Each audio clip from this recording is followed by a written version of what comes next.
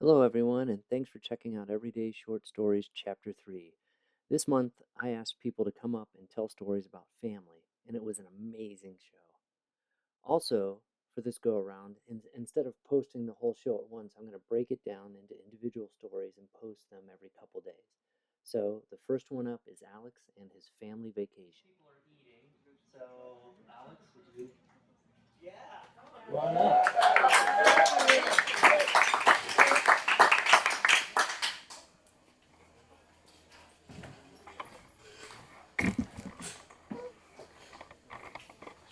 So in 1983, my family packed into our Chevy Citation and we took off on the biggest vacation of our lives. We went across the country from Massachusetts all the way to Seattle with many stops in between. You don't have to applaud. Nice of you. Oh, yeah, applaud for Massachusetts. That's true. I was 11 years old. My brother was 13. And we went to so many wonderful places. I particularly like the more offbeat places, like the Corn Palace, with a beautiful maze, frescoes, incredible places. And actually, my single fondest memory was this one run-down motor lodge where my brother and I, for some reason, got our own room, and we had bunk beds. And I was on the top bunk, and through the window, right down the road, was a drive-in movie theater. And I got to watch Return of the Jedi on this little tiny postage stamp screen. I could kind of hear it, but it didn't matter because I knew all the words by then. It's a magical night. But what I remember most about the trip is that my father and I did not get along. And now my father was a youngster. He had my brother when he was 23 and my mom was 20. They had me when they were 25 and 22. And to be fair, his dad was not much of a role model. He was a pretty unpleasant human being and certainly was not a very affectionate man. And neither was my dad at that point. And it became clear very quickly that he found me incredibly annoying. It's not meant to be funny, that's the serious moment. And there was no reason for that. I was an incredibly sweet kid. I was really great about telling them how hot I was, how hungry I was, when I needed to pee again. I was really good about reminding them that we weren't going to the places I had chosen, the Great Salt Lake and the Grand Canyon, just because they were a 1,200-mile detour. But things hit their low point at Badlands National Park. And it was a beautiful park, and it was a beautiful time, but it was a real hot day. And as we were trudging back to our car in the parking lot, I noticed about 20 feet up on this rocky, crumbling cliffside, a huge bird nest. I had to see what was in that nest.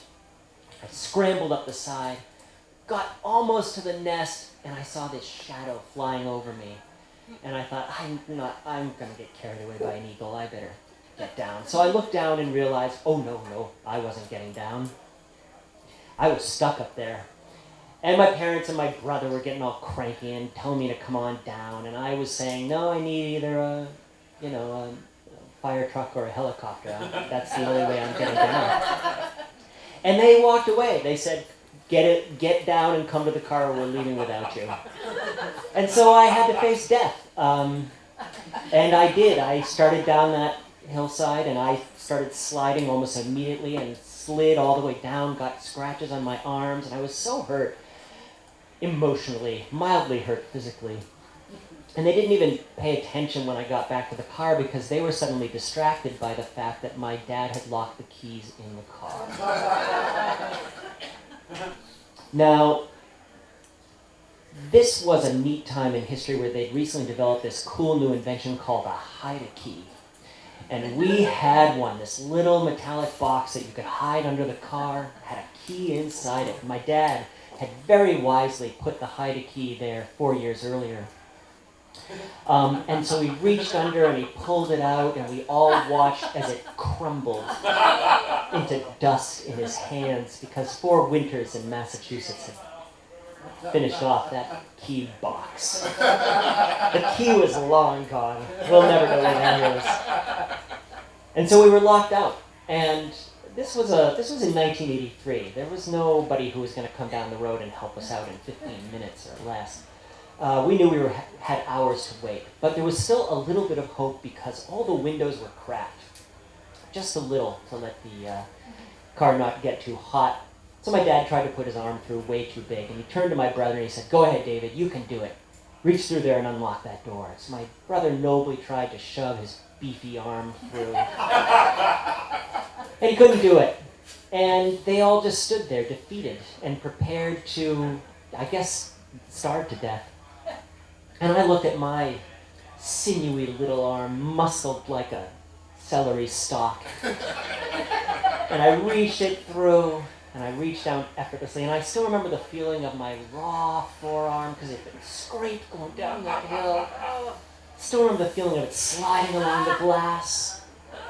Unlocked that door, opened up the door. I was the hero. They cheered. They couldn't believe it. My dad didn't cheer. My dad said something like, "Well, that was lucky." And yeah, thanks. And I was really, really mad. And I remember thinking to myself then, I'm never going to be like my dad. I'm going to make sure that when I have kids, I don't treat them this way. I'm not going to be like him. And I told my kids the story about 4 years ago when my son was the same age as I was at that time of the story, 11, and my daughter was 8. And I told them the story because I had just locked us out of our car. And I said, I'm not going to make the same mistake as my dad. And I turned to my son with his little celery stalk arms, and I said, "Go for it, Milo. I know you can do it. I believe in you." And he reached through, and he couldn't do it. And I said, it's all right. You know what? It's okay. Don't feel bad. And then my daughter, with her string bean arm, reached through and unlocked the door.